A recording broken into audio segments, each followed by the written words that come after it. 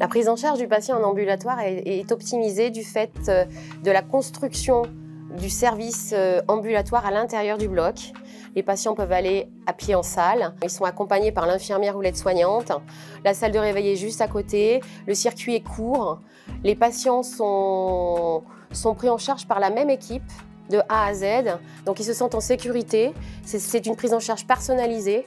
Et on essaye sans arrêt et constamment de le faire évoluer. Avec des retours d'expérience de l'équipe, on analyse nos points forts, nos points faibles et surtout le retour des patients.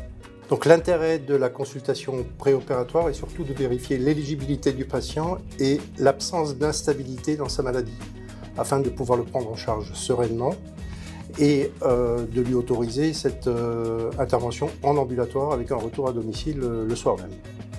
Ce qui ne permet pas de prendre en charge le patient en ambulatoire, c'est son instabilité clinique, l'absence d'accompagnement au moment de son retour à domicile et l'absence de compréhension des mesures thérapeutiques qu'on lui donne, et puis l'absence d'adhésion au projet ambulatoire.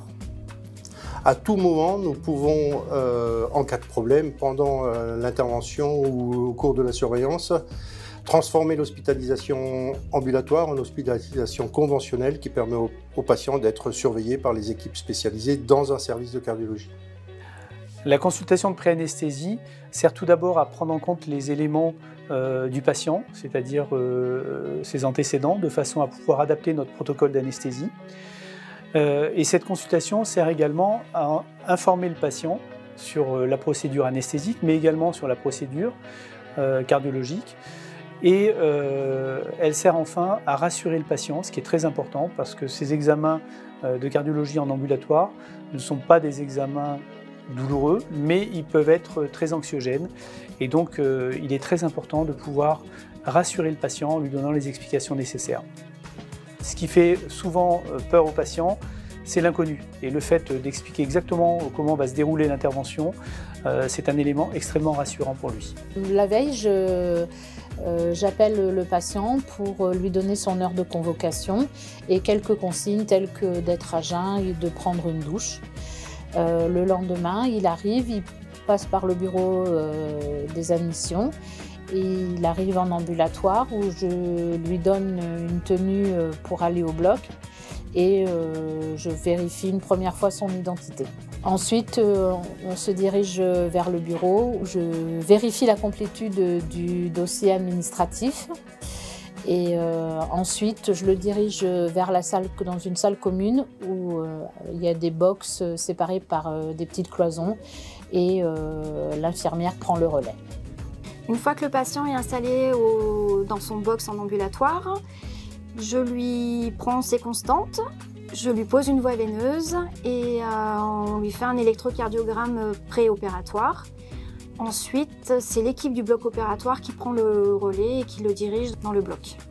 Le bloc de cardiologie de la clinique comporte 4 salles, dont l'une est dédiée exclusivement à l'implantation des dispositifs de stimulation et de défibrillation.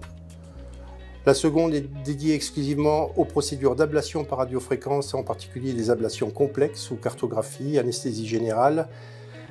Et une troisième salle qui est dédiée exclusivement aux procédures coronaires, coronarographie, angioplastie coronaire simple et complexe. Et enfin une quatrième salle qui permet de réaliser à la fois les procédures interventionnelles coronaires et la rythmologie par radiofréquence. En salle de réveil, le patient est scopé et des critères d'observation permettent de déterminer la sortie.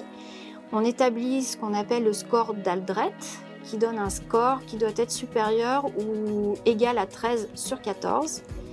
Et ensuite, le patient est accompagné en salle d'ambulatoire. Il retourne dans son box. Ensuite, une collation lui est proposée en systématique. Donc la sortie de l'ambulatoire est autorisée du moment que le score de Chung qui est établi sur des critères d'observation est supérieur ou égal à 9 sur 10 et également la validation de la sortie après passage du médecin. Les recommandations concernant son activité physique et professionnelle lui sont données au moment de la même consultation et éventuellement les rendez-vous pour des consultations de contrôle ultérieures. On recommande bien sûr aux patients de surveiller le site opératoire où est réalisé un pansement au moment de la sortie. Nous lui demandons de reprendre bien sûr ses traitements médicaux et nous lui remettons dans son dossier un numéro de téléphone où il peut appeler s'il y a le moindre problème. En ambulatoire, nous avons une équipe dédiée. L'appel du lendemain est réalisé par l'infirmière pour prendre des nouvelles du patient, pour vérifier qu'il n'y ait pas de complications et pour discuter un petit peu avec lui s'il en a besoin. Suite à la visite avec le cardiologue qui m'a expliqué le parcours en ambulatoire, j'ai eu le détail complet avec la date par le secrétariat, avec la checklist. Le parcours a été clair et compréhensif parce que c'est bien détaillé paragraphe par paragraphe, tout ce qu'on a à faire. Bien ou pas oublier la carte de sécurité sociale, la carte d'identité, l'ordonnance du cardiologue, tout est bien expliqué. L'ambulatoire m'a permis de reprendre mon travail le lendemain matin et de rentrer chez moi le soir pour voir ma famille et c'est beaucoup plus serein pour moi en tant que patient d'être en ambulatoire que d'être hospitalisé 2-3 jours.